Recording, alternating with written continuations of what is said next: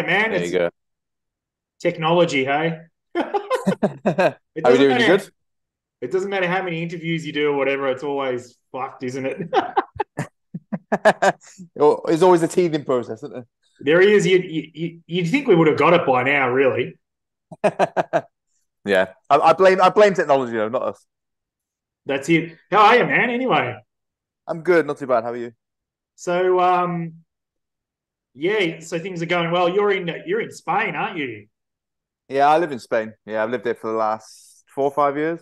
Yeah, Um, so yeah, I enjoy the weather a little bit more than the other guys. Let's put it that I way. would say so.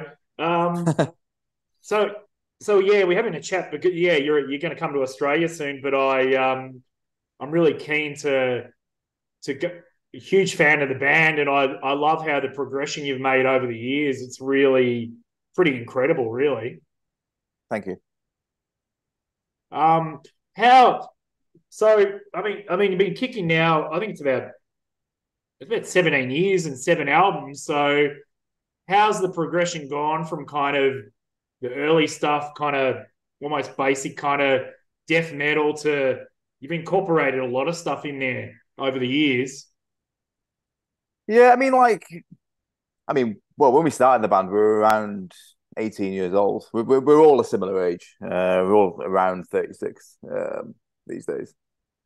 Um, really, when you're 18, you're just kids, and you really, and you want to make a band that sounds like your favorite bands at the time. Uh, so that's kind of what we wanted to do. Really, was we didn't really have any kind of long thought process in terms of like how we want the band to sound from that point, and 20 years later or whatever. It was just let's just do what we like. Um, and to be honest, our taste in music, even though there's been a lot of trends that have kind of come and gone in the past 20 years, our taste in music has pretty much stayed the same. Um, and we still listen to the same albums and the same bands that we did 15, 20 years ago. So even though we have tried to incorporate different styles throughout our kind of journey, there's always been that kind of core ingested sound. So we've never really strayed away from too far. But the thing is, myself, Sean, and Jason, we're all original members. So it's kind of impossible to stray away from our core sound because it's always going to sound like us in one way or one shape or form. A lot of other bands like have multiple lineup changes. They might have one like kind of core member that stays there, but they'll have like three or four different musicians that kind of like come in and out of the band over a course of a decade or two. But because it's been us three all the time, yeah, we might have different influences that we've drawn from over the years, as you will do naturally, because the scene develops in different ways. There's different bands that kind of come into the scene and introduce their styles. You kind of take things from it and go, oh, that sounds really cool. Maybe we can do something similar in that way. But that core sound will always be there, I think. I mean, I think it's a good progression. Like you said, I think the core thing is definitely, I know you guys are particularly big fans of Suffocation and bands around that sound, but Mm. I I actually think it's really good how, it's incorporated melodic stuff, deathcore and that, but at the base of it is a real extreme metal, but it's kind of it's developed from there. Like I think it's a really good thing. You know what I mean? Like you said, you're very young at the start, and then now from the music to even the lyrics, the progression is really good because I mean, your last album is your best fucking album, really. Like it's Thank you. so like all of it together. I think it's our most mature album, to be honest. Um, we still have arguments about what our best album is, between ourselves because we rate them all kind of differently. And what I like about kind of doing albums and like and this is kind of a trait within metal in general, I think, is that it tells a story of the band at that time. And you don't really get that so much in other styles of music, like kind of pop music, where like the singles are the kind of biggest focus of the artist, where an albums tell a story of that period of that band. Um, but I agree. I think it's our most mature album to date for sure. So yeah. I'm glad you agree. No. It's really good, man. Like I think, I think like just touching on that album, I know it was like 22, but I think it's definitely dark, atmospheric. It's also a fucking huge sounding album. I mean, I know you've worked very close with your producer and that it comes through. I think also tracking back a bit, that you've got those original members there and the production. It's a really good combination because, like, as you said, a lot of bands don't have that, but it really shines, I think, in that album. Yeah, I agree. I mean, like we like you said, we worked with Christian, who's mixed and mastered our albums since 2013. So yeah, about 10 years. Oh, yeah, around 10 years now.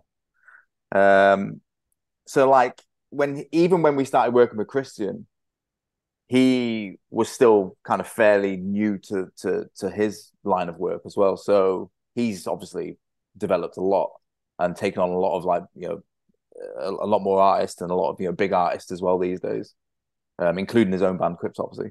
So it's kind of like this journey that we've been on in tandem together. So like his production has improved and got more polished and bigger sounding at the same time, and we kind of improved as songwriters and musicians. So it's kind of developed, well together, I think. Yeah, no, it definitely works so well. I was going to say, there's a cut, in the limited time we've got. I was going to say the guest artist on it. I mean, you've always had really top quality kind of artists on it, but I think it's definitely popped on the last album. I think particularly, I mean, you've got Trivium, the aborted guy as well, who I've interviewed before. He's a really top bloke, but also I think on the title track, that was a bit of a risk, I think, with Julia on there, but it works so fucking well, Yeah, it was a risk. It's really epic. Like it's just, like it's a definite risk, but I don't think it's the evil word sellout.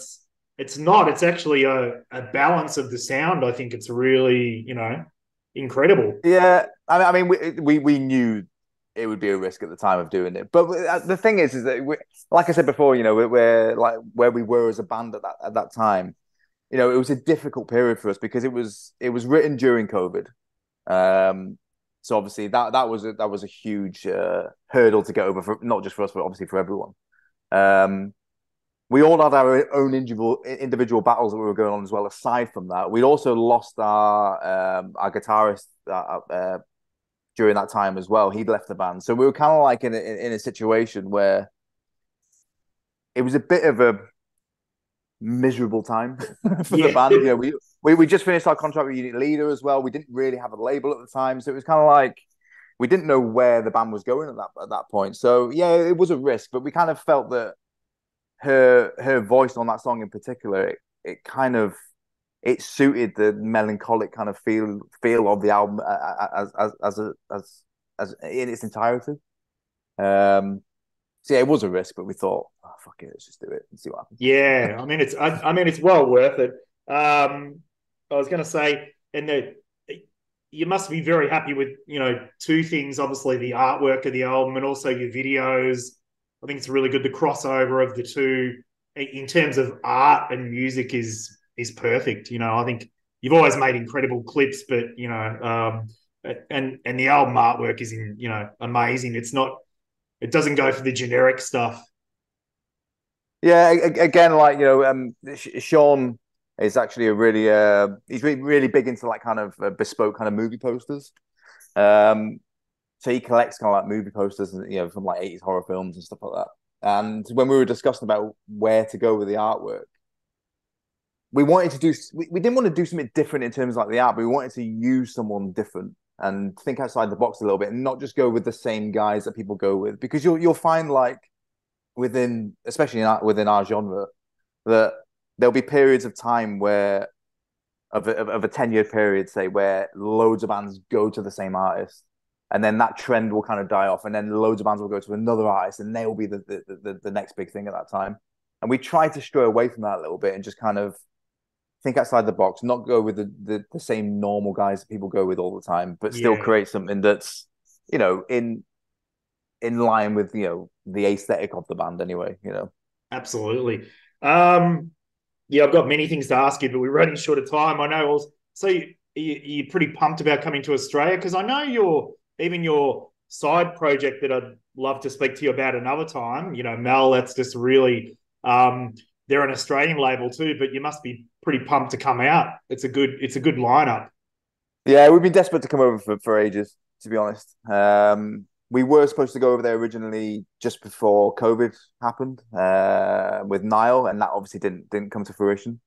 So we've been desperate to come over for as long as I can remember. We've been trying to come over, but the thing is that, you know, because we treat this as a job, we can't invest into going places unless it actually makes sense in terms of like where we are, not just financially, but, you know, in terms of the progress of the band as well.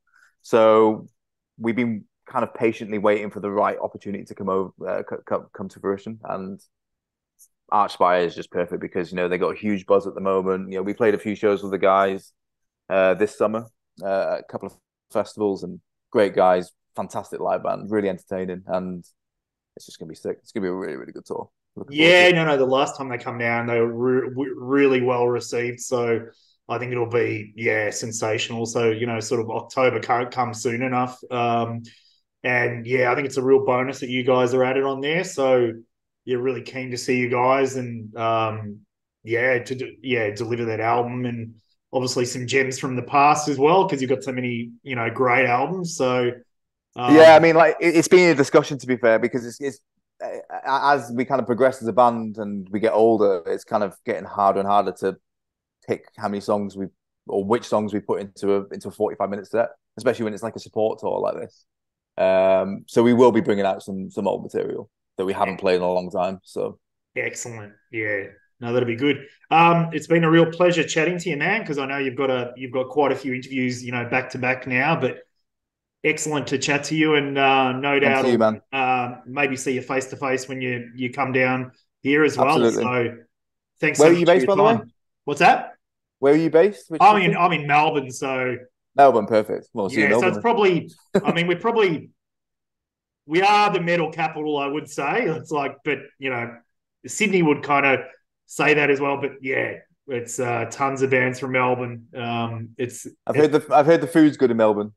It Good is, yeah, restaurant. definitely. It's Right. known for, I think, metal, food, and coffee. I think so, which is not a bad thing. Perfect. And shitty weather, which is the opposite of where you've moved to from Manchester and the parts of England. So Yeah. yeah, you'll enjoy it, man. Nice one, man. Looking forward to it. All right. Thank you so much for your time. And Cheers, dude. yeah, really looking Thank you, forward man. to catching you in October. Amazing. Thanks, man. Looking forward to it. Take care. Take care, man. All the best. Bye bye.